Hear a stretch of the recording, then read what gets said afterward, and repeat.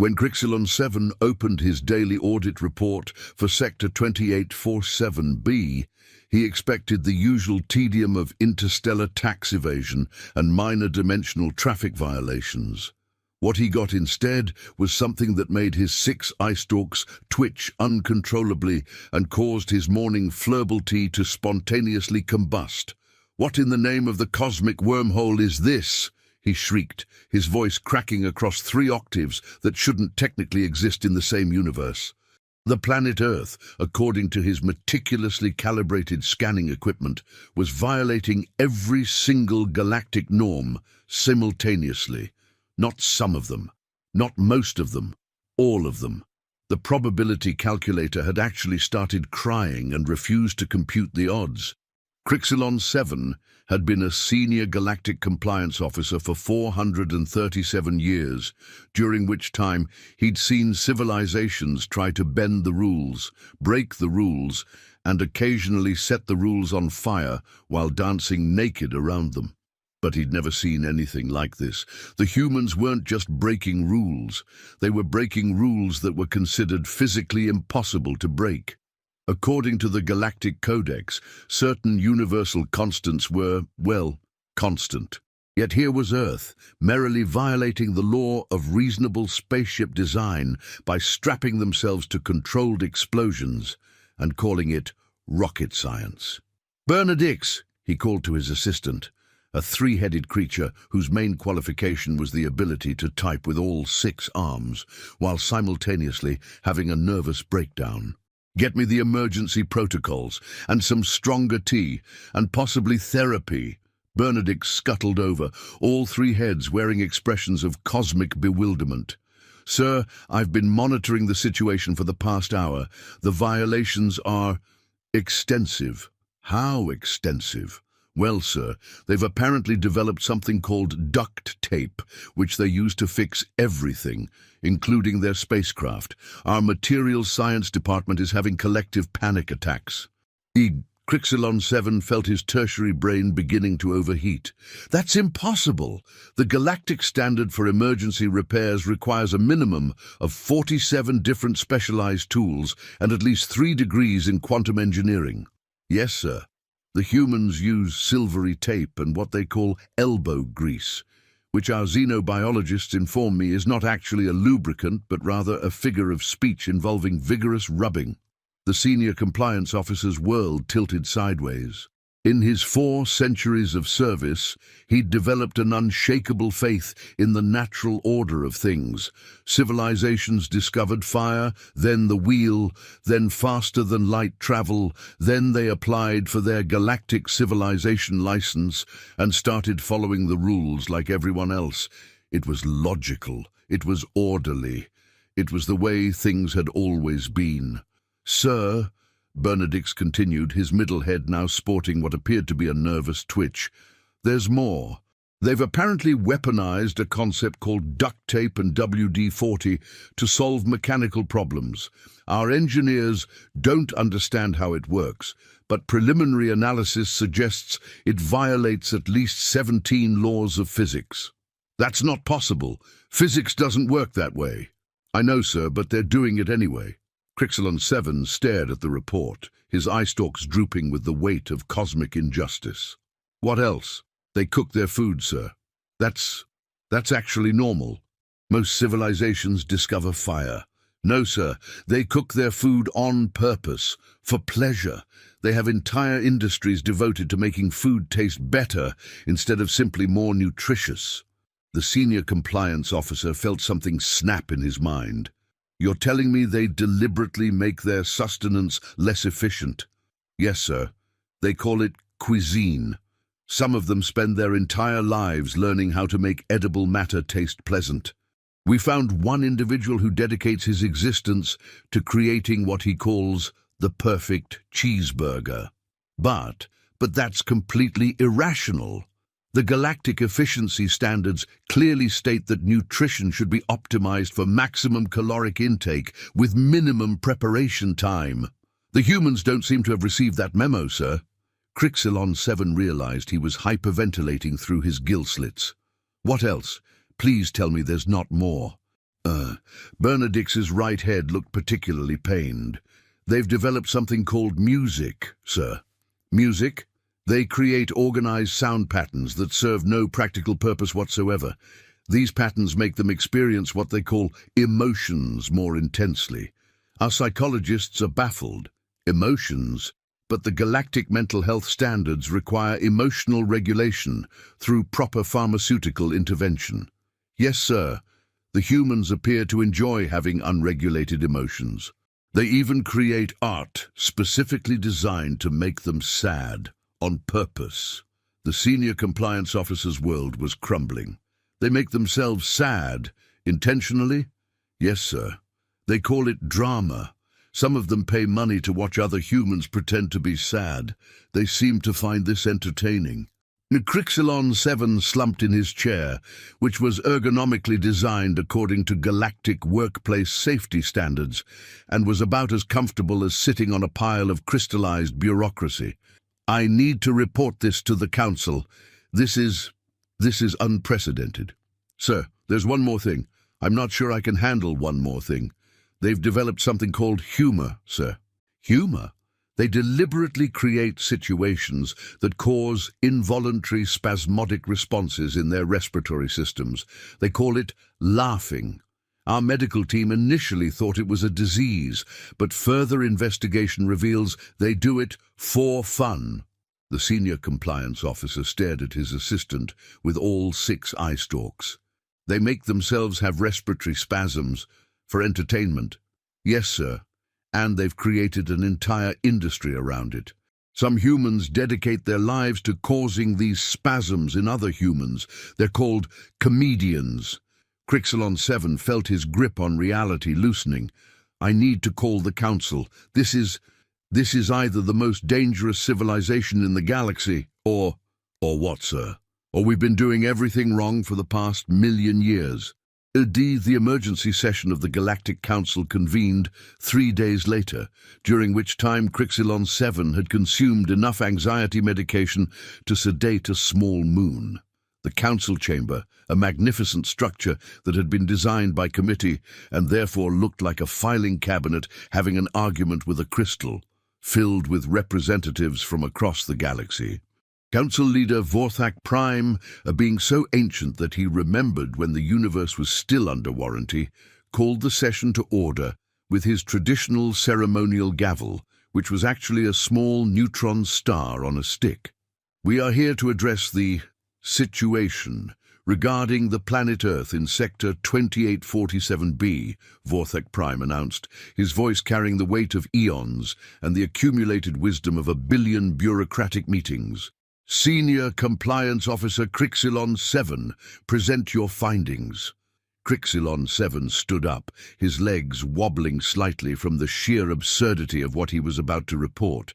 Honorable Council, what I'm about to tell you will challenge everything we think we know about civilized behavior.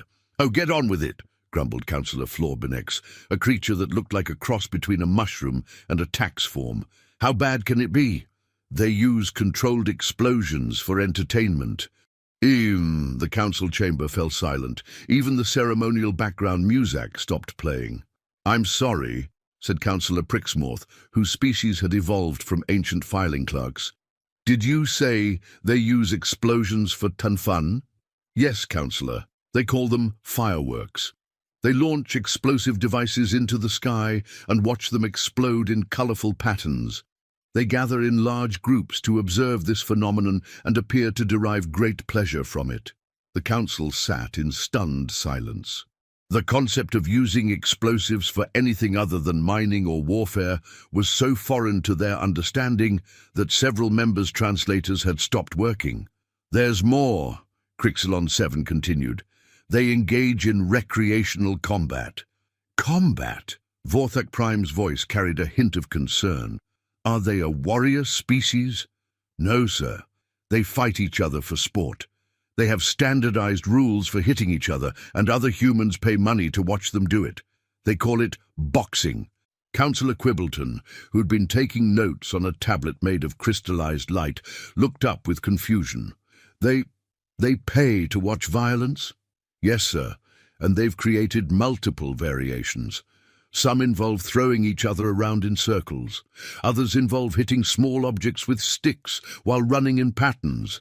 They have hundreds of different ways to compete with each other, and they seem to enjoy losing almost as much as winning. The council members exchanged glances that somehow managed to convey both bewilderment and a growing sense of dread. "Sir," Crixalon 7 continued, "they've also developed something called extreme sports." Extreme sports? They deliberately put themselves in dangerous situations for enjoyment. They jump out of perfectly functional aircraft for fun. They strap planks to their feet and slide down mountains. They tie elastic cords to their ankles and leap from high places. Councillor Florbenex made a noise that sounded like a filing cabinet being sick. But why? According to our research, they claim it makes them feel alive. But they are alive. Yes, sir, but apparently they don't feel sufficiently alive without the risk of becoming not alive. The council sat in contemplative silence, trying to process this information. Finally, Vorthak Prime spoke. "What else?" "They've weaponized beverages, sir." "Weaponized beverages?" "They consume liquids that impair their cognitive functions, on purpose. They call it drinking alcohol, and they do it socially. They gather in groups and collectively reduce their mental capacity for fun." "That's—" Councillor Prixmorth paused, his translator working overtime. "That's the most illogical thing I've ever heard." "It gets worse, sir. They've created elaborate rituals around this practice. They have specialized locations called bars, where they go specifically to impair their judgment. They have professional bartenders whose job is to serve them these mind-altering substances, and they tip them for the service." The council chamber erupted in confused chatter. The concept of paying someone to make you less intelligent was so fundamentally alien to their understanding that several members' universal translators had started making distressed beeping noises. "Order, order!" Vorthak Prime banged his neutron star gavel, causing a small earthquake. This is unprecedented. In all my years of service, I've never encountered a civilization that seems to actively work against its own efficiency. "There's more, sir," Crixalon 7 said, consulting his notes. "They've developed something called fashion." Fashion. They wear clothing that serves no practical purpose. Some of their garments actually reduce their mobility and comfort. They do this because they believe it makes them appear more attractive to other humans. Councillor Quibbleton's head tilted at an angle that suggested his brain was trying to escape through his ear. "They make themselves less efficient to attract mates?" "Yes, sir. They have entire industries devoted to creating increasingly impractical clothing. Some humans spend the equivalent of several months' salary on a single garment that they wear once." But that's economically disastrous." "Yes, sir. They call it style." The council sat in stunned silence. The violation of basic economic principles was almost too much to comprehend. "Sir," Crixalon 7 continued, "they've also developed something called small talk." Small talk? They engage in conversations that convey no useful information whatsoever. They discuss weather patterns they cannot control, share trivial personal experiences, and ask questions they don't want answered. They do this to be polite. Councillor Florbenex made a sound like a bureaucrat having an existential crisis. But communication is supposed to be efficient. The Galactic communication standards require all exchanges to convey maximum information in minimum time. The humans don't seem to have received that memo either, sir. They can spend hours discussing absolutely nothing of importance, and they seem to enjoy it. Vorthak Prime stood up, his ancient form trembling slightly. This is madness. How can a civilization function with such blatant disregard for basic efficiency? That's the strange part, sir, Crixalon 7 said. They do function. In fact, they function remarkably well. They've developed technologies that should be impossible with their approach to problem solving. What do you mean? They've created global communication networks using principles that violate the galactic standards for information transfer. They've developed artificial intelligence without following the mandatory ethical guidelines for synthetic consciousness. They've even started exploring space using methods that our engineers say shouldn't work. The council members looked at each other with growing alarm. The possibility that their carefully constructed standards might be wrong was almost too terrible to contemplate. "Sir," Crixilon 7 continued, "I think we need to consider the possibility that the humans aren't violating our standards because they're primitive or ignorant. They're violating them because they've found better ways to do things." The council chamber fell silent again. The only sound was the gentle hum of the life support systems and the distant sobbing of several junior clerks who had been listening in. "Are you suggesting," Vorthak Prime said slowly, "that our entire galactic civilization has been inefficient?" "I'm suggesting, sir, that we might want to learn from them." 3 days later, the first official human galactic contact mission launched from the Council's flagship, the Bureaucratic Efficiency. The ship was a marvel of galactic engineering, featuring 17 different types of redundant safety systems, a bureaucracy department larger than most planets, and a complaint filing system that was actually sentient and had its own postal code. The mission commander, Admiral Quizzleton 5, was a being who had spent his entire career following regulations so precisely that he once filed a formal complaint against himself for arriving at work 2 minutes early. He had been chosen for this mission because his psychological profile indicated that he was the least likely to suffer a complete mental breakdown when confronted with human logic. This assessment proved to be catastrophically wrong. The first sign that things were not going according to plan came when the humans responded to their formal first contact protocols with something called an emoji.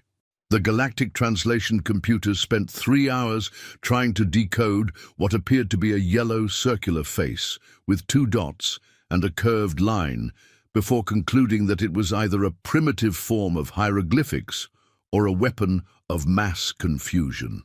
"Admiral," reported his communications officer, a being whose species had evolved from ancient telephone operators, "the humans have sent another message." "And what does it say?" "It says, and I quote, 'Hey there, space dudes. Welcome to Earth. Want some pizza?'" Admiral Quizzleton 5 felt his primary brain beginning to overheat. "Space dudes? Are we being addressed by their military command?" "Unknown, sir. Our linguists are trying to determine the military significance of pizza." The Admiral consulted his first contact manual, a document so comprehensive that it had its own weather system. "According to Protocol 847B, we should respond with our standard greeting, indicating our peaceful intentions and requesting formal audience with their governing body." "Already sent, sir." They replied with something called a GIF, showing a small Earth creature performing what appears to be a celebratory dance.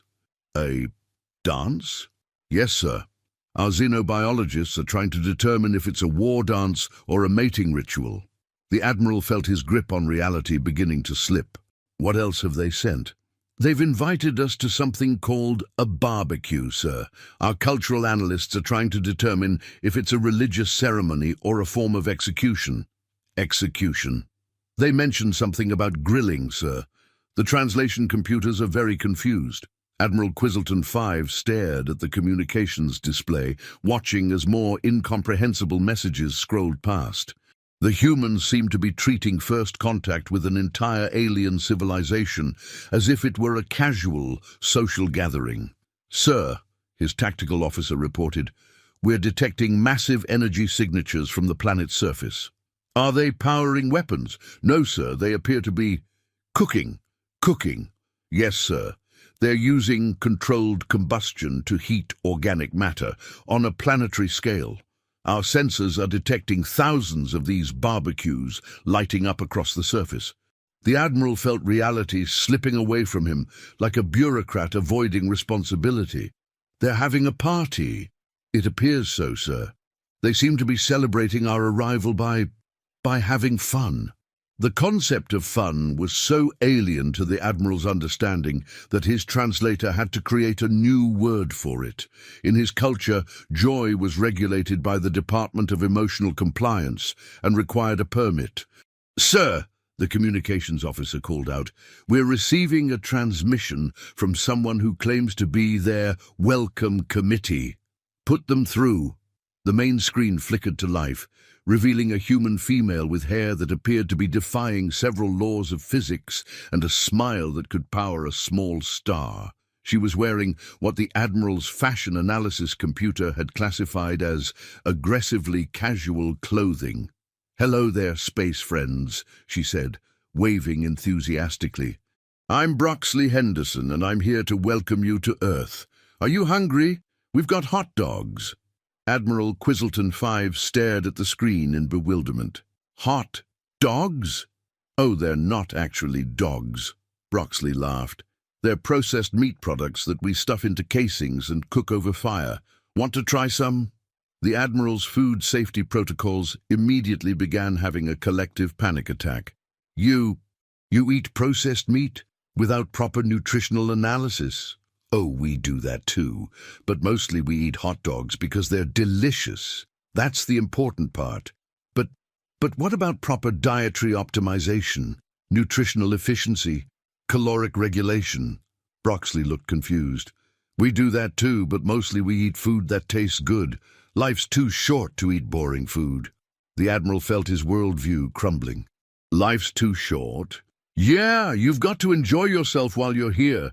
Speaking of which, do you guys dance?" "Dance?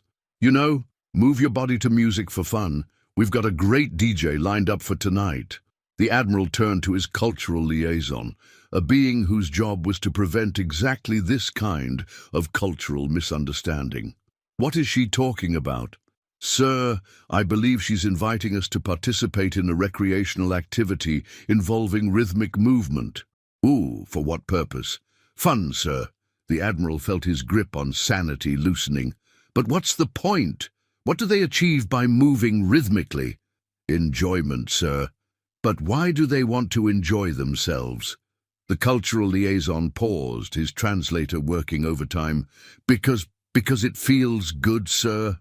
Admiral Quizzleton 5 stared at the screen, where Broxley was now apparently showing them what dancing looked like. She was moving her body in patterns that served no discernible purpose other than to express some kind of positive emotion. "Sir," his science officer reported, "we're detecting massive dopamine releases from the human population. They appear to be experiencing what can only be described as happiness." "Happiness?" "Yes, sir. It's a naturally occurring neurochemical state that promotes well-being and social bonding. Our psychologists are baffled by the fact that they seem to be achieving it without pharmaceutical intervention." The Admiral felt something fundamental shift in his understanding of the universe. They're happy without being medicated." "Yes, sir. They seem to generate positive emotions through social interaction and shared experiences." "But that's impossible. The Galactic mental health standards clearly state that emotional regulation requires proper chemical management." "The humans don't seem to have received that memo either, sir." Admiral Quizzleton 5 looked back at the screen, where Broxley was now being joined by other humans who were also moving rhythmically and appeared to be having what could only be described as a good time. "Sir," the communications officer called out, "they're asking if we want to join them for something called karaoke." "Karaoke? From what I can determine, it involves humans taking turns making loud noises into electronic devices while others watch and cheer." "That sounds terrifying." "They seem to enjoy it, sir." The Admiral stood up, his legs wobbling slightly from the sheer cognitive dissonance of the situation. "I need to report this to the Council immediately." "Sir, they're also asking if we want to try something called ice cream." "Ice cream?" "Frozen dairy products served at temperatures that should be uncomfortable, but which apparently provide pleasure." Admiral Quizzleton 5 felt his last vestige of sanity slipping away. "They eat frozen food for pleasure?" "Yes, sir, and they have dozens of different flavors. Our food scientists are particularly confused by one called Rocky Road." The Admiral sat back down, his mind reeling. Send a message to the Council. Tell them we need backup, and possibly therapy. What should I tell them about the humans, sir? Admiral Quizzleton 5 looked at the screen, where Broxley was now apparently demonstrating something called the robot, which seemed to involve moving like a malfunctioning android, while other humans laughed and applauded. Tell them, he said slowly, that everything we thought we knew about civilization is wrong. The emergency session of the Galactic Council convened again, this time with representatives from every major civilizational department. The Department of Logical Behavior sent their best analysts. The Bureau of Efficient Living dispatched their top efficiency experts. Even the Office of Proper Procedures sent someone, though they spent most of their time filling out forms to document the meeting. Vorthak Prime banged his neutron star gavel with the weary authority of someone who had seen too much cosmic bureaucracy. We are here to address the ongoing situation with the humans of Earth. Admiral Quizzleton 5 report. The Admiral stood up, his uniform rumpled and his eyes bearing the 1,000-yard stare of someone who had witnessed the impossible. Honorable Council, I have spent 3 days attempting to understand human civilization, and I can only conclude that they operate on principles that are fundamentally incompatible with everything we consider logical. Elaborate, Vorthak Prime commanded. They have developed a concept called weekend, the Admiral began. For approximately 40% of their time, they simply stop working. They don't increase productivity during these periods. They don't engage in mandatory education. They don't file reports. They just rest. The council members exchanged glances of horror. The concept of voluntary non-productivity was so alien to their understanding that several translators had crashed. But surely, Councillor Florbinex interjected, they must use this time for important maintenance activities, equipment repair, administrative updates. No, sir. They use it for something called relaxation. No, sir. They engage in activities that serve no practical purpose other than to make them feel good. Feel good? Yes, sir. They seem to consider their emotional state to be as important as their productivity levels. The council sat in stunned silence. The idea that feelings could be considered as important as efficiency was revolutionary to the point of being dangerous. Sir, the Admiral continued, they've also developed something called vacation. Vacation. They voluntarily cease all productive activities for extended periods and travel to different locations for the sole purpose of enjoying themselves. Councillor Quibbleton's head began to spin, which was his species equivalent of a nervous breakdown. They deliberately reduce their productivity for extended periods. Yes, sir. And they pay for the privilege. They spend significant resources to go to places where they can be less efficient. Oh, but that's economically suicidal. Yes, sir. They seem to do it anyway. The council members looked at each other with growing alarm. The humans weren't just violating galactic norms, they were violating the fundamental principles of civilized existence. Sir, the Admiral continued, they've also developed something called hobbies. Hobbies? They pursue activities that serve no practical purpose other than personal satisfaction. Some humans spend years learning to create objects that serve no function other than to be aesthetically pleasing. Aesthetically pleasing? They value beauty, sir. They create things simply because they find them attractive to look at. The council sat in contemplative horror. The concept of creating something solely for its appearance was so wasteful that their economists had started hyperventilating. But what about efficiency? Councillor Prixmorth asked. What about productivity? What about the optimization of resources? They seem to consider these things important, sir, but not more important than happiness. Happiness? Yes, sir. They've made it their primary goal.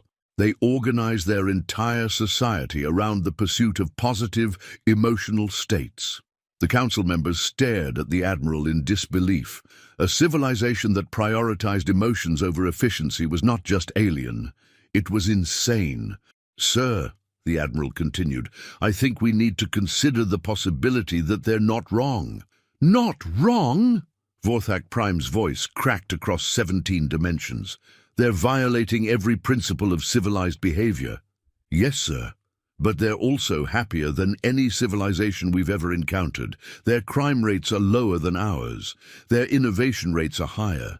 Their social cohesion is stronger, and they seem to genuinely enjoy their lives. The council sat in stunned silence. The possibility that happiness might be more important than efficiency was so revolutionary that several members' worldviews had started making distressed noises. "Are you suggesting," Councillor Florbenek said slowly, "that we should prioritize enjoyment over productivity?" "I'm suggesting, sir, that we might want to consider the possibility that they've figured out something we haven't." The debate that followed lasted for 18 hours and covered topics ranging from the philosophical implications of recreational dancing to the economic theory of ice cream consumption. By the end, half the council was questioning everything they thought they knew about civilization, and the other half was considering early retirement. Finally, Vorthak Prime called for order. "This is unprecedented. We need to make a decision about how to proceed." "Sir," Councillor Quibbleton said, "I propose we send a full diplomatic mission to Earth. We need to understand how their society functions with such apparent disregard for basic efficiency. And if we discover that their methods are superior..." The council sat in contemplative silence. The possibility that their entire galactic civilization might be fundamentally flawed was too terrible to contemplate, but too important to ignore. "Then," Vorthak Prime said finally, "we'll have to consider the possibility that we've been doing everything wrong for the past 1,000,000 years. 6 months later, the largest diplomatic mission in galactic history arrived at Earth. The fleet consisted of observation ships from every major civilization, research vessels from the galaxy's top universities, and enough bureaucrats to populate a small moon. The humans welcomed them with something called a block party. The sight of 10,000 aliens attempting to understand the concept of a potluck dinner while simultaneously trying to figure out how to play something called cornhole was later described by historians as the most important cultural exchange in galactic history. Dr. Mizrahi Cornwallis, Earth's newly appointed ambassador to the galaxy, stood before the assembled alien dignitaries with a plate of potato salad and a smile that could power a small city. She had been chosen for this role primarily because she was the only human who could explain jazz music to a mathematical equation and make it sound logical. "Welcome to Earth," she said, gesturing toward the assembled crowd of humans and aliens who were engaged in what appeared to be a collective attempt to understand each other through the universal language of shared food. "We're so excited to have you here." Vorthak Prime, who had attended the event wearing what he believed was appropriate casual attire, but which made him look like a filing cabinet in a Hawaiian shirt, approached with the careful dignity of someone trying to maintain cosmic authority while holding a paper plate. "Ambassador Cornwallis," he said formally, "we have come to understand your civilization's apparent disregard for galactic norms." "Oh, that," Mizrahi laughed. "We're not disregarding them on purpose. We just never knew they existed. Want some potato salad? But surely you must have some system of organization? Some method of ensuring efficient behavior?" "We do. We call it common sense. It's a system where we figure out what works and do more of that." Vorthak Prime's eye stalks drooped slightly. "But what about standardization? Protocols, proper procedures? We have those too. But we also have something called flexibility. When something doesn't work, we try something else. But that's completely inefficient." "Maybe," Mizrahi said, offering him a fork, "but it's also completely effective. Try the potato salad. My grandmother's recipe. She never measured anything, just added stuff until it tasted right." The concept of cooking without measurements was so alien to Vorthak Prime that his translator had to create several new words to process it. "But how do you ensure consistency, reproducibility, quality control?" "We taste it," Mizrahi said simply. "If it tastes good, we made it right. If it doesn't, we add more stuff." Vorthok Prime tentatively tried the potato salad. It was, according to his sophisticated palate analysis systems, completely inconsistent with any standardized recipe. It was also, he had to admit, delicious. This is actually quite good," he said, sounding surprised. "Thanks. That's the point. We figured out a long time ago that the goal isn't to follow the recipe perfectly. The goal is to make something that makes people happy." The simple profundity of this statement hit Vorthok Prime like a neutron star to the face. "You prioritize happiness over accuracy?" "We prioritize happiness over everything," Mizrahi said. "What's the point of being accurate if you're miserable?" Across the party, similar conversations were taking place. Admiral Quizzleton V was attempting to understand the rules of horseshoes while simultaneously questioning every decision he'd ever made. Counselor Florbenex was learning to play something called charades and discovering that communication could be fun instead of just functional. Counselor Quibbleton was engaged in a lengthy discussion with a human child about the relative merits of different ice cream flavors, a conversation that was causing his economic theories to collapse in real time. "But why?" he asked the child, whose name was apparently Jebediah and who was approximately 7 years old. "Do you prefer chocolate over vanilla when vanilla is more efficient to produce?" "Because chocolate tastes better," Jebediah said, with the simple logic of someone who hadn't yet learned that life was supposed to be complicated. "But efficiency should be the primary consideration." "Why?" Councillor Quibbleton paused. In his 400 years of life, no one had ever asked him why efficiency was important. It was simply assumed to be a fundamental truth. Because it allows for optimal resource allocation and maximum productivity. But why do you want maximum productivity? Because it allows for greater efficiency. But why do you want greater efficiency? The circular logic of his own argument slowly dawned on Councillor Quibbleton. He had spent his entire life optimizing systems without ever questioning what the systems were supposed to achieve. I don't know," he said finally. "I think," Jebediah said, taking another bite of chocolate ice cream, "you should try chocolate. It might make you happy." The word happy hung in the air like a revelation. Councillor Quibbleton realized that in 400 years of pursuing efficiency, he had never once considered whether he was happy. The concept was so foreign to his experience that he didn't even have a word for it in his native language. "What does it feel like?" he asked. "Being happy?" Jebediah considered this with the seriousness of a child addressing a profound philosophical question. "It feels like chocolate ice cream tastes."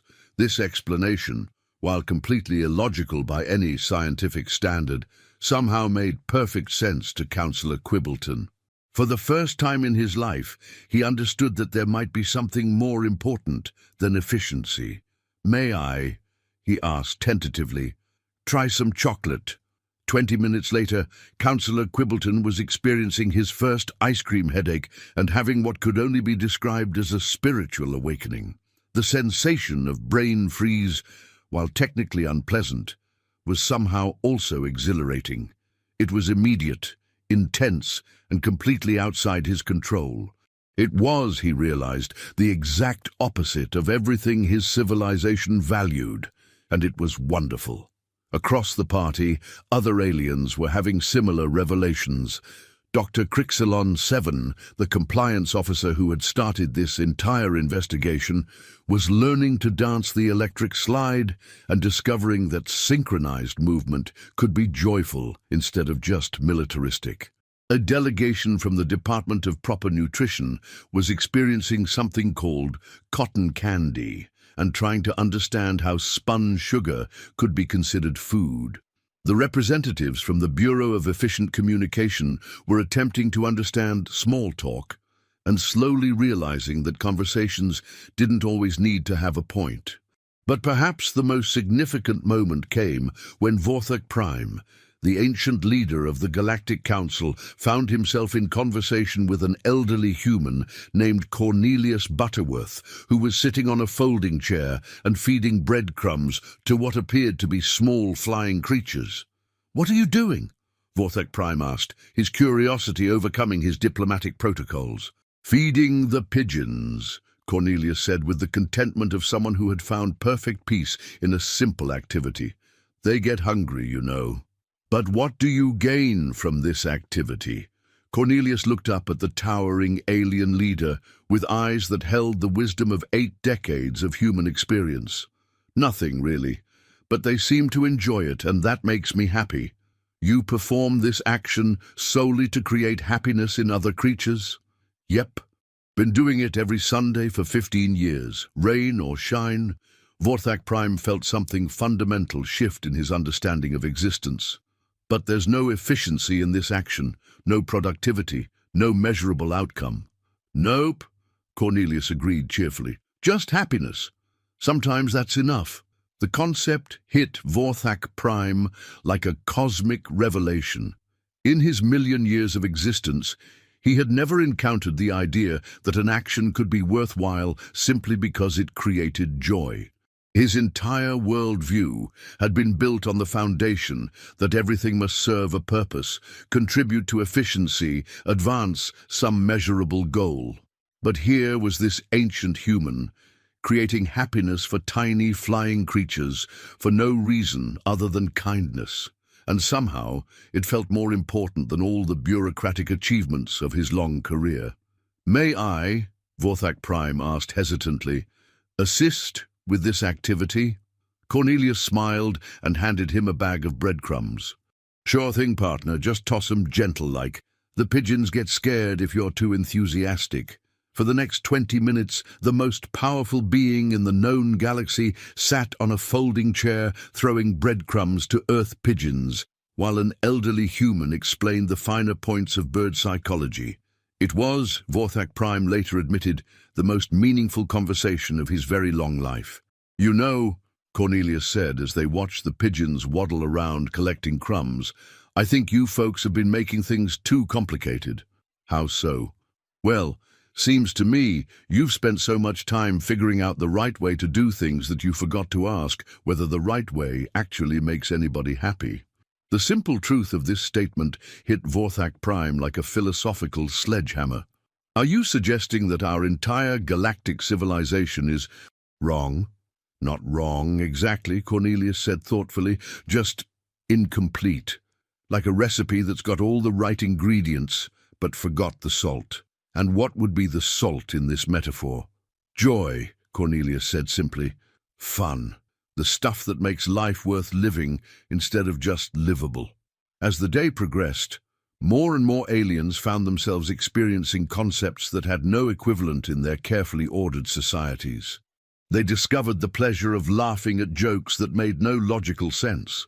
They learned the satisfaction of playing games where the only prize was the enjoyment of playing. They experienced the warmth of conversations that conveyed no useful information, but somehow made them feel connected to other beings. By evening, when the humans brought out something called s'mores and started deliberately setting food on fire before eating it, even the most rigid bureaucrats were beginning to understand that efficiency might not be the ultimate goal of civilization. The moment that would later be remembered as the Great Galactic Awakening came when someone produced a guitar and started playing what humans called music. The aliens had expected organized sound patterns designed for optimal auditory stimulation. What they got instead was a slightly drunk human named Bartleby Crankshaw singing something called Sweet Caroline while encouraging everyone to shout "Ba, ba, ba" at apparently random intervals. The sight of the entire Galactic Council shouting "Ba, ba, ba" in unison while waving their appendages in the air was later described by historians as the moment when the universe fundamentally changed direction. Admiral Quizzleton V, who had spent the evening learning to play beer pong with a delegation from the Department of Proper Beverages, found himself standing next to Dr. Crixilon VII, who was wearing a human hat that said "World's Best Grandpa," despite being neither human nor a grandparent. "Sir," the Admiral said, "I think we may have misunderstood the purpose of existence." "How so?" "We've been optimizing for efficiency when we should have been optimizing for happiness." Dr. Crixilon-7 nodded thoughtfully, adjusting his hat. "It's remarkable, isn't it? They've created a society where people actually want to participate instead of just being required to. But how do they maintain order? How do they ensure compliance?" "I don't think they do," the Admiral realized. "I think they've discovered that if you make life enjoyable, people will naturally want to cooperate." This revelation was so profound that both beings stood in contemplative silence, watching as humans and aliens attempted to teach each other various forms of dance. The sight of a galactic trade commissioner attempting something called the Macarena, while a human child showed a three-headed diplomat how to do jazz hands, somehow encapsulated everything they had learned. As the evening wound down, Ambassador Mizrahi found herself sitting with Vorthak Prime, both of them slightly overwhelmed by the day's events. "I have a question," Vorthak Prime said. "How do you make important decisions if you prioritize happiness over efficiency?" "We ask ourselves what would make the most people happy in the long run," Mizrahi said. "It's not always the most efficient answer, but it's usually the right one." "But what about complex problems, resource allocation, interstellar commerce?" "Same principle. We figure out what outcome would create the most happiness for the most people, and then we work backward to figure out how to achieve it." Vorthak Prime felt his understanding of governance shifting fundamentally. "You use happiness as your optimization metric." "Essentially, yes. We've found that happy people are more creative, more cooperative, and more productive. So by optimizing for happiness, we actually end up being more efficient than if we had optimized for efficiency directly. That's completely backwards." "Is it? Or is it just a different way of looking at the same problem?" The question hung in the air like a challenge to everything Vorthak Prime thought he knew about leadership. He had spent millennia trying to create perfect systems, but the humans had created something better. Imperfect systems that made people want to participate. "I think," he said slowly, "we may need to revise our approach to civilization." The formal session of the Galactic Council that convened the following week was unlike any in recorded history.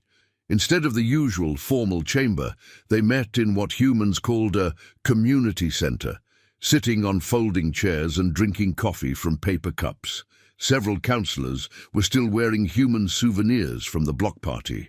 "We are here," Vorthak Prime announced, "to address what I can only describe as a fundamental paradigm shift in our understanding of civilized society." "Are we seriously considering abandoning millions of years of proven efficiency protocols?" Councillor Florbinex asked, though his tone suggested he already knew the answer. "I'm suggesting," Vorthak Prime replied, "that efficiency without happiness is meaningless. What good is a perfect system if no one wants to live in it?" "But surely there must be some middle ground," Councillor Prixmorth interjected. "Some way to maintain order while incorporating these human concepts?" "There is," said Dr. Crixilon-7, who had been appointed to chair the new committee on civilizational happiness. "We can adopt what the humans call a work-life balance." Work-life balance? The revolutionary concept that beings should be productive some of the time and happy the rest of the time. The simplicity of this idea was so profound that several councillors had to sit down, despite already being seated. "You're suggesting," Councillor Quibbleton said slowly, "that we should deliberately reduce productivity in order to increase satisfaction." "I'm suggesting that happy beings are more productive than efficient beings. The humans have proven this works on a planetary scale." The debate that followed covered everything from the economic implications of weekend recreation to the psychological benefits of ice cream consumption. By the end, the Council had voted unanimously to implement what they called the Great Galactic Reform, a complete restructuring of civilizational priorities based on human principles. The changes were immediate and profound. The Department of Efficiency was merged with the newly created Department of Fun. Mandatory productivity quotas were replaced with optional happiness assessments. The Galactic communication standards were revised to include provisions for small talk and joke-telling. Most significantly, the concept of vacation was introduced galaxy-wide, leading to the first annual Galactic Beach Party, where beings from across the universe gathered to build sandcastles and complain about sunburn. But perhaps the most important change was philosophical. The galaxy's civilizations had spent millions of years asking, how can we do this more efficiently? Now they were asking, how can we do this in a way that makes people happy? The results were extraordinary. Crime rates plummeted across the galaxy as beings who were enjoying their lives had less reason to disrupt society. Innovation skyrocketed as happy scientists and engineers approached problems with creativity instead of just logic. Interspecies conflicts decreased dramatically as diplomatic negotiations were conducted over shared meals instead of formal protocols. 6 months after the Great Galactic Reform, Ambassador Mizrahi received a formal communication from the Galactic Council. She was expecting bureaucratic thanks for Earth's contribution to galactic civilization. What she got instead was an invitation to the first-ever Galactic Council Comedy Night. The event was held in the council chamber, which had been decorated with streamers and balloons in what could only be described as an aggressive assault on centuries of dignified architecture. Vorthak Prime, wearing a bow tie that lit up and played music, served as master of ceremonies. Ladies, gentlemen, and assorted appendage bearers, he announced, welcome to the first annual Galactic Council Comedy Night. Tonight, we celebrate the human discovery that laughter is not just acceptable, but essential. The evening featured stand-up comedy from beings across the galaxy, each attempting to master the distinctly human art of making people laugh.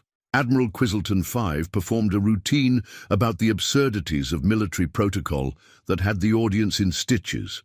Dr. Grixelon 7 told jokes about compliance violations that somehow made bureaucracy hilarious.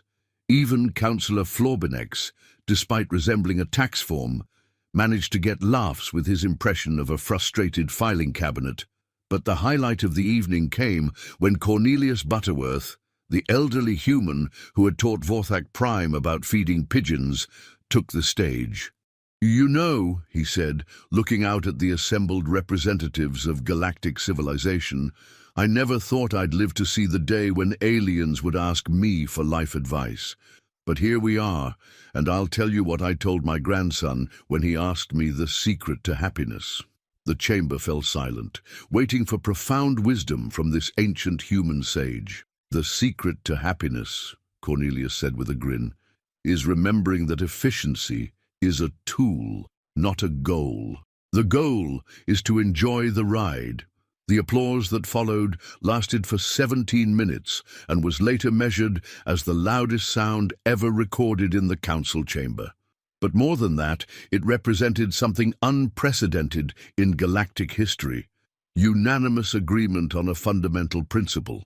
As the evening wound down, Vorthak Prime found himself once again talking with Ambassador Mizrahi. I have to ask, he said, did you know this would happen when you invited us to that block party? Mizrahi smiled. Honestly, we just wanted to share our food and meet our new neighbors. Everything else was just bonus. You changed the entire galaxy by accident. We changed the galaxy by being ourselves. Everything else was just the universe catching up. Vorthak Prime looked around the chamber, where aliens and humans were mingling, laughing and sharing stories. It was chaotic, inefficient, and completely wonderful. You know, he said, I think this might be the beginning of something beautiful. Nah, Mizrahi replied, this is just Tuesday. Wait until you see what we do on weekends. As the last guests filtered out of the chamber, Vorthak Prime stood alone among the streamers and balloon remnants, reflecting on how dramatically everything had changed. His communicator chimed with an incoming message from the Department of Galactic Statistics. The report was simple but revolutionary. Across the galaxy, happiness levels had increased by 347% since the implementation of human principles. Productivity had increased by 23%. Crime had decreased by 89%. And for the first time in recorded history, beings across the galaxy were reporting that they actually looked forward to tomorrow. The final line of the report read, "Recommendation: send fruit baskets to Earth immediately." Vorthak Prime smiled, an expression that would have been impossible just months earlier. He activated his communicator and sent a message to Ambassador Mizrahi. "Thank you for teaching us that the universe doesn't have to be efficient to be perfect. Also, what are fruit baskets and how do we send them?" The response came back almost immediately. Fruit baskets are gifts of appreciation involving organized fruit. Also, want to come over for game night next week? We're teaching Monopoly to the Department of Economic Planning. Vorthak Prime looked out at the stars, each one representing a world where beings were probably learning to laugh, to play, to find joy in the simple act of being alive. The galaxy was messier now, less predictable, infinitely more chaotic. It was also infinitely more wonderful. He typed back, "I'll bring the snacks." "What's Monopoly?" "A game designed to destroy friendships and teach capitalism through property acquisition. It's terrible, and we love it." As Vorthak Prime powered down his communicator and headed home to a living space that now included something called throw pillows and a refrigerator full of ice cream, he reflected on the greatest lesson humanity had taught the galaxy. Sometimes the best way to improve the universe isn't to make it more efficient. Sometimes you just need to make it more fun.